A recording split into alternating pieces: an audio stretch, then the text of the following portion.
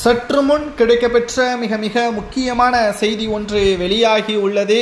அவசரமாக அதிமுகவின் ஆலோசனை கூட்டம் எதற்காக, என்ன காரணம் என்பதை இந்த வீடியோவில் முழுமையாக தெளிவாக நாம் பார்க்க போகிறோம். அதாவது அனைத்திந்திய அண்ணா திராவிட முன்னேற்ற கழகத்தை பொறுத்தளவிற்கு எடப்பாடி பழனிசாமி அவர்கள் தனக்கு எதிராக செயல்படக்கூடிய நபர்களை பதவியில் இருந்து நீக்கியும் கட்சியிலிருந்து நீக்கியும் வருகிறார்.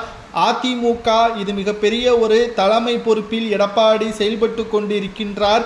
ஆனால் அதை அவரது விருப்பத்திற்கேற்ப ஆலோசனை நடத்தாமல் அவரது முடிவிற்கு ஏற்ப பல்வேறு நிபந்தனைகளுடன் கட்சியிலிருந்து அதிகாரம் படைக்கக்கூடிய நபராக அவர் மட்டும்தான் இருக்கிறார் என்பதையும், தற்பொழுது மறைந்த முதல்வர் ஜெயலலிதா அவர்களை விட அதிக அளவு ஆதிக்கம் செலுத்தக்கூடிய வகையிலும் எடப்பாடியின் செயல்பாடுகள் கடந்த சில வாரங்களாக இருப்பதாகவும், இது நிச்சயம் அதிமுகவிற்கு ஆபத்தானது, மூத்த நிர்வாகிகளும் மாஜி அமைச்சர்களும் உடனடியாக இதை பற்றி ஆலோசனை நடத்த வேண்டும். செங்கோட்டையனின் பதவி பறித்தது எதற்காக?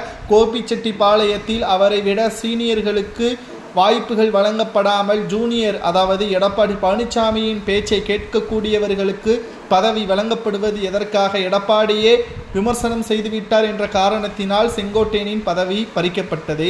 ஆனால் அடுத்தபடியாக செங்கோட்டையனுக்கு அடுத்த இடத்தில் இருக்கக்கூடியவருக்குத்தான் பதவி வழங்க வேண்டும். ஆனால் நேற்று வந்தவர்களுக்கு பதவி வழங்கப்படுவது சரியா? மேலும் தன்னுடைய பேச்சை கேட்பவர்களுக்கு மட்டும்தான் அதிமுகவில் இடம் என்றால், மூத்த நிர்வாகிகளும் மாஜி அமைச்சர்களும் எடப்பாடி பழனிசாமி அவர்களை எதிர்த்து பேசக்கூடாது என்று நினைக்கிறாரா? தவறு என்றால் தவறு என்றுதானே கூற முடியும் என்ற கருத்துக்களையும் தற்பொழுது மாவட்ட நிர்வாகிகள் மேலிடத்திற்கு தெரியப்படுத்தியுள்ளனர். மேலும் 7 மாதங்களில் சட்டசபை தேர்தல் நடைபெற உள்ள நிலையில் அனைத்திந்திய அண்ணா திராவிட முன்னேற்ற கழகத்தின் செயல்பாடுகள் இப்படி மிக மோசமாக இருந்தால் நிச்சயமாக வெற்றியடைவது மிகப்பெரிய ஒரு கடினம் என்பதையும் நம்மால் பார்க்க முடிகிறது. 2026 சட்டசபை தேர்தலில் கூட்டணி புதிய கட்சிகளையும் அதிமுகவில் இணைக்க வேண்டும். தற்பொழுது பாஜக மட்டும்தான் இருக்கிறது. பாமக, கம்யூனிஸ்ட், விசிக, குறிப்பாக தமிழக வெற்றி கழகம் போன்ற கட்சிகளுடன் கூட்டணி பேச்சுவார்த்தையும் நடத்த வேண்டும். 2026 சட்டசபை தேர்தலில் மாற்றத்தை எதிர்நோக்கி அதிமுக பயணிக்க வேண்டும் என்பதை பற்றி ஆலோசனை நடத்துவதற்கும் இந்த அவசர ஆலோசனை கூட்டத்தை ஏற்பாடு செய்ய திட்டமிட்டுள்ளனர். 2026 சட்டசபை தேர்தலை பொறுத்தளவிற்கு மிக மிக முக்கியமான கவனத்தோடு அனைத்து ஏற்பாடுகளையும் செய்ய வேண்டும்.